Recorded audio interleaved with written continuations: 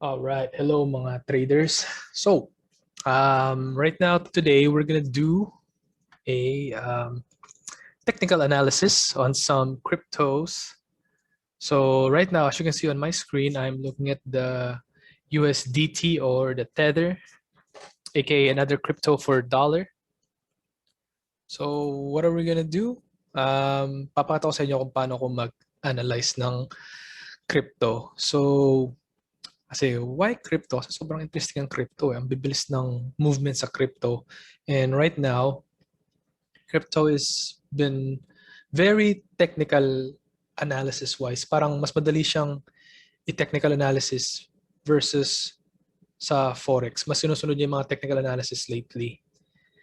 So, ngayon, maghahanap tayo ng pair kung papataw sa inyo kung paano ko siya i-analyze. Alright? So, maghanap tayo ng mga pair na hindi ko pa na ano.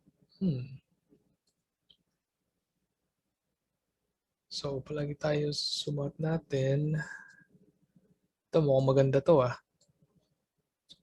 Sige. So, the first thing I like to do when it comes sa crypto, I like to look at the overall picture muna. So, let's make it to a day candle para nato ko yung overall picture niya. Boom. Okay. So, right there. And from here, gagawa na ako ng parang trend line. Yeah. And then, once we make our trend lines,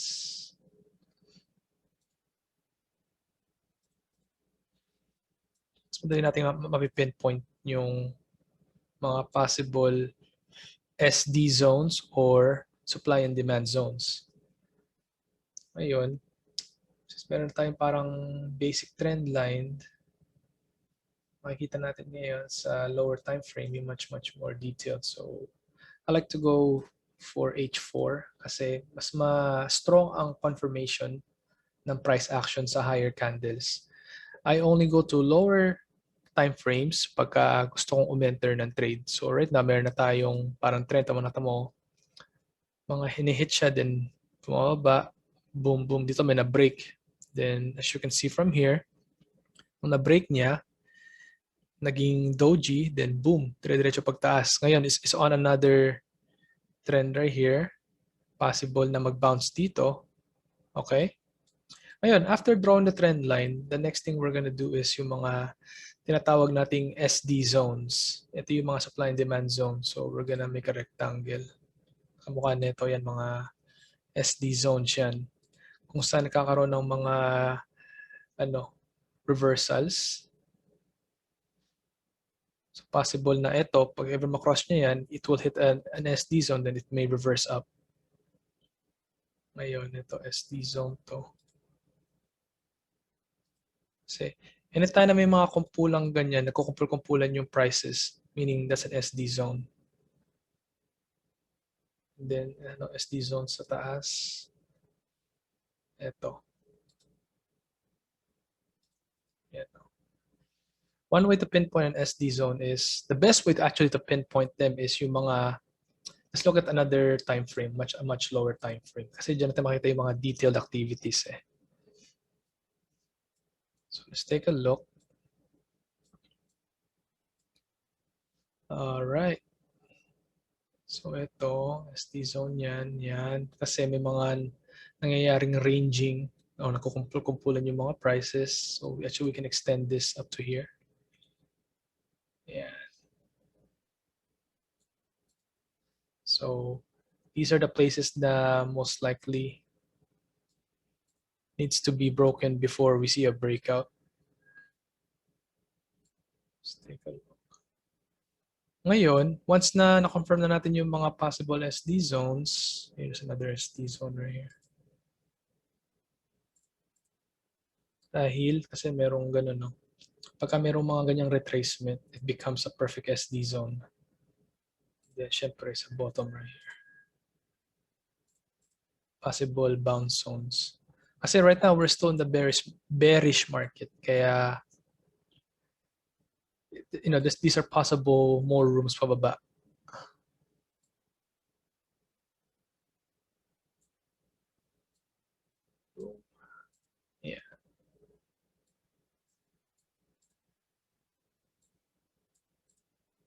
Ayun. Okay, now that we have established our short-term SD zones, we're gonna look for some, we're gonna measure sa Fibonacci naman tayo.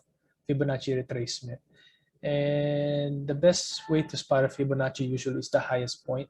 Pero instead of looking for the highest point, we're gonna look for mga mitigated area, meaning may mga mararaming price movement like ranging. Ito, mukhang maganda tong starting point. So let's measure natin to sa pinaka-top niya. Then sa pinaka-lowest point, teka. Adjust natin ng konti. Prices. Let's turn it to H4. So if we're gonna measure, I prefer the higher time frame sa H4. Sa pinaka-lowest. Okay. Now that we have this right here, ngayon, ito yung makikita natin tinatawag na break of structure. Kasi zero na is all going down. Every time it goes down, it breaks the structure, meaning it has to breathe or humihinga yung market. So it goes down again, break of structure, goes down, break of structure, and ito pinakamalaking break of structure to. So right here, what we can find out from this is, ito gagawin natin pinaka parang unang break of structure ito. Kasi ito yung parang mukhang head and shoulder. Paano siya naging head and shoulder? Ito mo. Drawing natin. Saan ba yung head and shoulder? Yung head and shoulder. So start tayo dito sa neckline. Boom. Boom. Head and shoulder pattern. Bam. Bam. So I think this would be a good SD zone right here. I mean, a good way to measure. Kasi what we're trying to do is harmonics eh. Ano yung harmonics? This is the AB. Parang ganito, patok sa inyo. A, B, XAB pala. Not AB. So ngayon, nasa 5. Possible nangyari to. Then, boom. Either that. Pero that's just an example. Hindi pa natin gagawin yung actual measurement. And we have to find out muna yung actual measurement ng Fibonacci bago tayo maglagay ng harmonics. So let's take a look. So ngayon, na-hit niya yung 50% sa Fibonacci. Then nag-down siya. So one thing we can measure is from this din natin hanggang 302. So nag-bounce siya, na-hit niya yung 38% Fibonacci, then nag-reverse. Ngayon, usually pagka ganyan, pwede niyang ma-hit is usually, tingnan natin. This looks like parang cipher pattern. Kasi na-hit niya yung 5. Hindi na siya nag all the way. Or this could also be a bat kasi na-hit niya yung 302. So possible D point natin is dito. So let's draw it out. Boom. Boom. Boom. Boom. Yeah. So that is a bat. Bat pattern. Gulo natin kulay para medyo hindi masyadong magulo. Kulay. Ay, mali. Teka, click natin yung harmonic yan. Magandang kulay. Red. Yan, red. Ganun.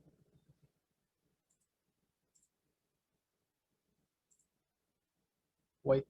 Ay, naga lang. Reverse mo tayo. Kailangan baguhin yung mga kulay.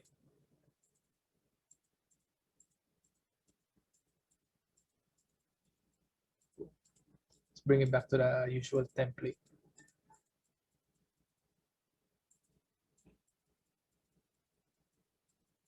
Yan. Now that we're back. Uy, there you go. Now that we're back. Click natin siya. Turn this into red.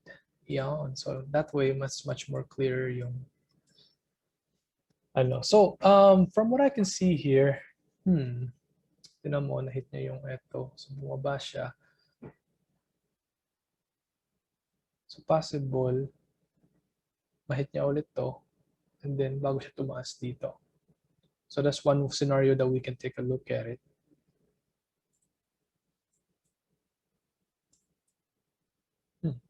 Ang mga perfect entries dyan is usually dito sa C or D.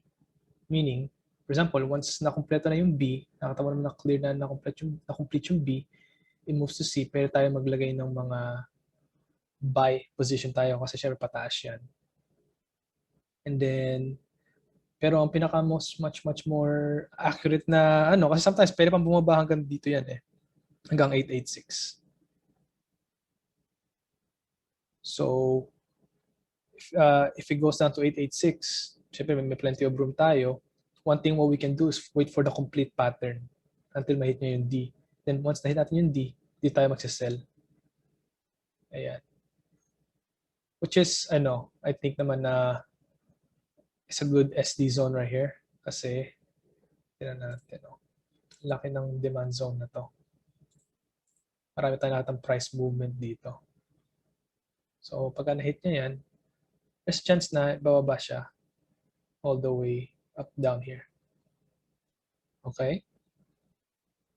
Ganun lang naman. Or just to be sure, we can measure it from A to D. So, just natin ng konti dito. Yan. So, ang A to D, ang first TP niyan, since it's a bat pattern, definitely dito sa may 382. So, hindi pala dito. So, hanggang dito lang pala. Yes. So, tingnan natin. If you were to enter here, ano magiging mo? Tawag doon? Pinaka stop loss mo, it would be right here. So, may taas na to. Above the X. So, nagsimula yung X. That's what your stop loss is supposed to be. So, for example, nag-sell tayo dito, and then tumaas pa yung market, na-hit yung stop loss, medyo invalid na yung natin na yan. Pero hanggat di pa nalalagpas, hindi na-hit yung stop loss natin, medyo valid pa siya kasi anytime pwede siya maglaro sa may zone na yan. Di man exactly may hit na yung 88% na yan, tsaka siya magre-reverse. Sometimes it will play around somewhere in this area. Magre-range muna siya, kumpul-kumpulan, then boom, tsaka siya bababa. Kakaroon mo na tinatawag na distribution, then babagsak. So yun ang magiging first TP natin, and so that's around 14% gain. Siyempre, kung meron kang leverage, times mo ng times mo ng 10, times mo ng 20, times mo ng 50, times mo ng 100. So, yeah. Even though na hindi ganun kalaki yung binaba, at least kung meron kang leverage, you can maximize your profit. Okay?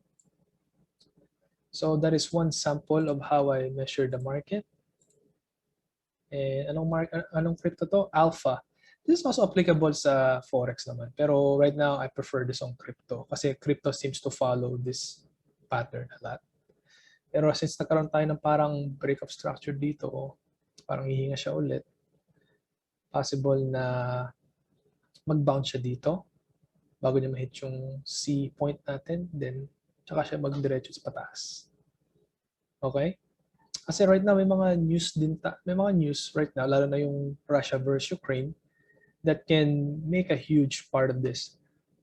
Anything that affects the overall crypto market, it makes a big reaction sa market. Siyempre, pagka nagkaroon ng reaction sa market, we have to create another technical analysis kasi kung ano yung previous technical analysis mo, pwede siya maging obsolete.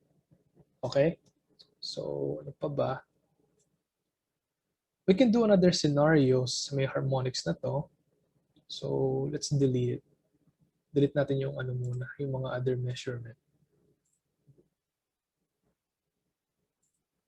Delete natin. So, let's create another measurement. Possible, kasi mukhang pataas na siya eh. So, yung kasi ginawa ko kaninang pattern, that was a bearish bat tinatawag. Kasi meaning, we're hoping for the market to go down. Ngayon, what if the market is actually on a point of reversal? Meaning, medyo nasa on the way na siya maging bull run. So, let's start from the measurement. From the bottom. until ito. Ayan. Yan kasi break of structure. Kasi pa-uptrend na tayo eh. Teka lang. Saan nga ba? Ayan, dito. Pinaka-point na yan. Ngayon, zoom in naman natin ngayon kung saan na-hit niya. Una niya na-hit is 382 as well. Lumagpas siya. So, one way to measure the next point is, teka lang. Kasi this was like a cipher pattern. Dito tayo sa extension. Fibonacci extension ang tinatawag. So, we're gonna measure from beginning ulit to this point. And then we bring down natin back to the beginning point. And yep, mukhang it's a cipher pattern. Zoom in natin ng konti. Medyo it's hard to see. Pero at least, tinan mo, hit niya yung 127. Kasi it's between 127% to 141% Fibonacci. So ngayon, this possible bagsak nito is around, let's do another measurement from X to C point. So natin ng konti, medyo para that way is visible.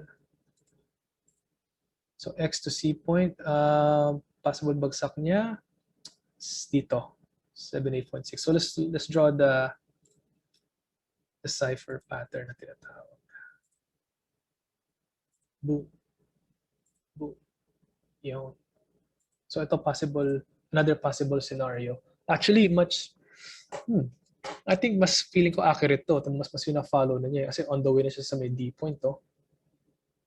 Tsaka it goes hand in hand with our head and shoulder. Kahugis niya. Talagang it fits perfectly. Pero like I said, technical analysis is subject to change. We don't fully exactly know kung ano yung pinaka-tama.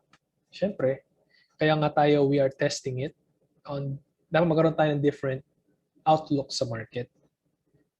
Because, at the end of the day, it's 50-50 kung tutusin lang. Pero with the right strategy, the right analysis of the market, the more experience we have on a certain currency or crypto, whether it's forex, kung ano man yan, stocks, yung 50% na yun, pwede umangat up to 70 to 80%.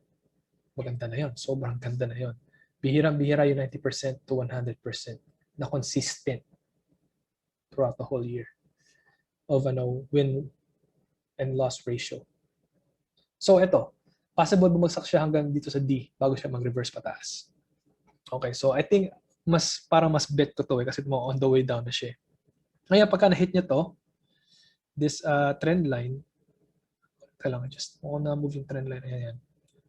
Possible nagbabounce siya, nagbabounce na nga siya. Pero pagka once na-break niya yan, dadaan siya muna dito. Kakaroon siya ng parang reversal. Test price dito. Zoom in natin. Magkakaroon siya ng parang, so it's gonna go down. Ito, drawing nga tayo. Sabihin, drawing.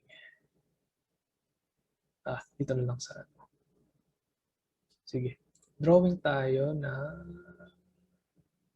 magandang kulay. Yellow. So, na-hit niya yan. It can bounce up to here. Then it can break. Pagka na-hit niya to, it can do another price retest up here. Then, we-break niya. All the way down here. Then, tsaka lang siya, pwede tayo mag-enter ng buy dito bago siya tumaas. Boom. So, yun. That's how I analyze the crypto market using technical analysis and with just structural meaning yung nagalagay ako ng mga head and shoulder, yung mga ganyan, yung lots of measurement. Ang tawag dyan is structural trading. We're using the structures to help us define kung saan mapupunta yung market. Okay? So, yun. All right. So, I guess that's it for now. And then until I do another technical analysis, okay? So, thanks for watching.